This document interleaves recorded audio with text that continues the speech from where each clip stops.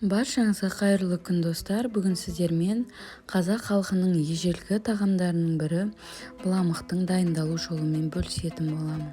Әсіресе жаңадан босанған аналарға өте пайдалы. Қызып тұрған табамызға 3 ас қасық ұнды салып, жақсылап қоңыр түске енгенше қуырып аламыз. Қасықпен үздіксіз қозғап отырыңыздар. Ұн қатып қалуы мүмкін. Отымыз қатты болмау керек. Басында табамыз қызғанша қаттырақ қойып, ары қарай орташа отта ұнымызды қуырып аламыз.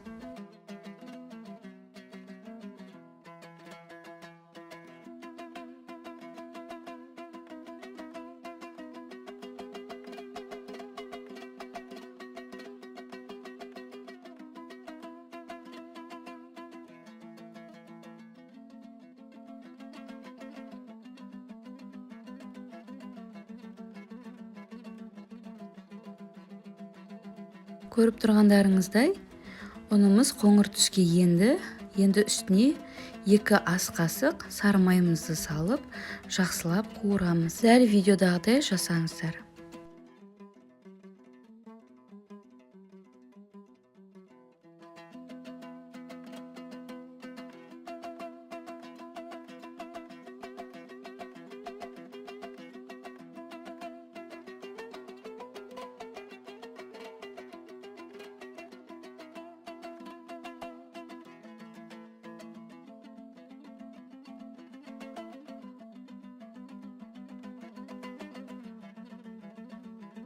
Бір литр сүтіміздің үстіне осы қуырылған ұнымызды саламыз. Мен дүкендегі осындай айналайын сүтін қолдандым. Негізі сиыр сүтін қолдансаңыздар, дәмі өте керемет болып шығады. Сиыр сүті жоқ болса, осындай дүкеннің сүтін пайдалана берсеңіздер де болады. Сүтімізді құйып болғаннан кейін үстіне қуырылған ұнымызды саламыз.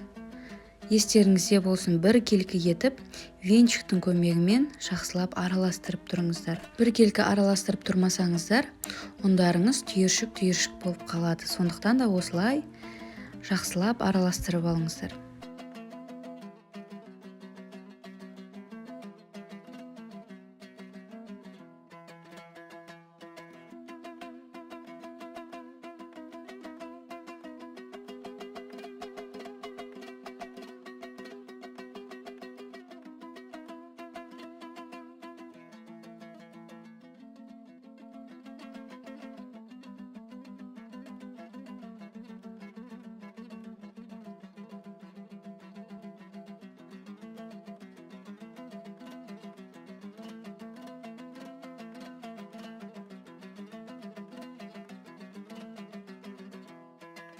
Көріп тұрғандарыңыздай, біздің бұламығымыз осымен дайын болды.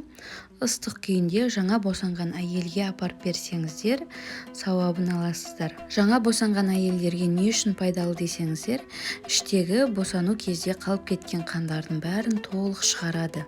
Қазақ халқы о бастан-ақ дана, ақылды, білімді халық болған. Осындай пайдалы тағамдарды сол уақыттан бері тұтынған. Дәмі өте керемет болып шығады. Өзім жаңадан босандым. Үйде осыны күнде азанда ішіп, терлеп, күтініп жатқан жайым бар. Сіздер де үйде жасап көріңіздер. Күнде арнамда жаңа рецепттер, сіздермен бірге Тоғжанның асханасы.